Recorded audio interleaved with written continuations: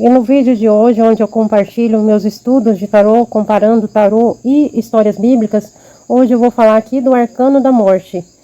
E eu estou falando desses arcanos e estou fazendo aqui uma linha evolutiva, tanto dentro do tarô quanto dentro da narrativa bíblica. E eu estou exatamente nessa transição aqui desses 4 arcanos, começando da Roda da Fortuna, indo para a Carta da Força, passando pelo Pendurado e chegando hoje na Carta da Morte. Por que eu estou fazendo isso? Porque a história que eu vou falar aqui da Bíblia, ela mostra exatamente essa linha evolutiva dentro da Bíblia também. E eu vou começar aqui com a repetição daquilo que eu falei aqui nesse nosso último vídeo falando da Carta do Pendurado. Assim, a narrativa bíblica da trajetória de Jesus revela em forma de história aquilo que o símbolo do tarô também ensina. Há um momento em que a vida conduz, é a Roda da Fortuna. E há um momento em que o ser resiste ou tenta dominar, se apegar ou suportar, este é o Arcano da Morte. Um momento em que, o Arcano da Força. Um momento em que a visão se inverte, aqui a gente entra no Arcano do Pendurado. E por fim, um momento em que a transformação se torna inevitável, que é o Arcano da Morte, aquele que a gente vai falar hoje. E para começar a ver essa integração do tarô com a Bíblia, vamos ao significado convencional do arcano. No tarô, o Arcano 13, a morte representa o fim de um ciclo e a transformação inevitável, que abre espaço para o novo. Não se trata necessariamente da morte física, mas do encerramento definitivo de uma fase, de estruturas, vínculos ou identidades que já não podem continuar. É uma carta de corte profundo. Aquilo que chegou ao seu limite precisa ser removido. Ela indica mudanças irreversíveis, desapego forçado ou necessário. É a transição entre um estado e outro. Apesar de muitas vezes ser temida, a morte não anuncia destruição sem sentido.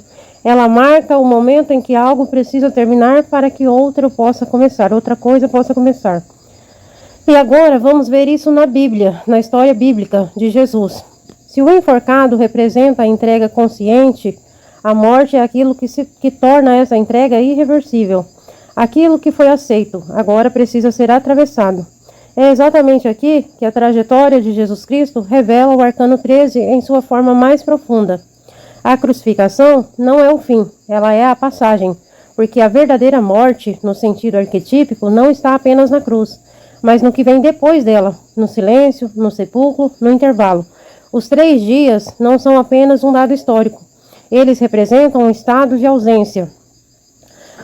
Ausência de forma, suspensão total da identidade. Aquilo que era já não existe mais, e o que será ainda não surgiu.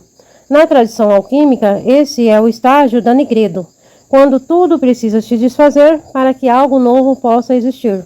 É nesse ponto que o Arcano 13 revela a sua natureza mais verdadeira. Ele não é apenas morte, ele é descida ao invisível, ao oculto, ao nosso inconsciente, ao que não pode ser acessado enquanto a forma anterior ainda existe.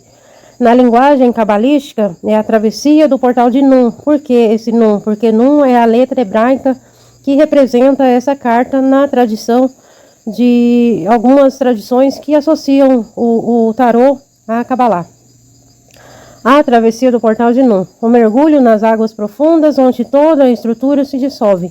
Essa etapa não pode ser evitada, porque aqui não se trata mais de compreender, mas de perder. Perder a forma anterior, perder a identidade conhecida, perder qualquer possibilidade de retorno. É o verdadeiro vale da sombra da morte, não como punição, mas como travessia. E é neste ponto que o símbolo do Cristo se revela em profundidade, não apenas como figura histórica, mas como arquetípico. O Cristo que desce ao Sheol não representa apenas a morte do corpo, mas a dissolução completa de uma forma de consciência.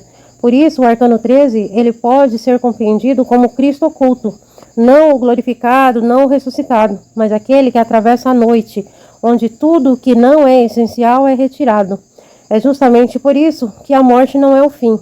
Ela é o ponto em que tudo que não pode permanecer é removido, para que o essencial, enfim, possa emergir.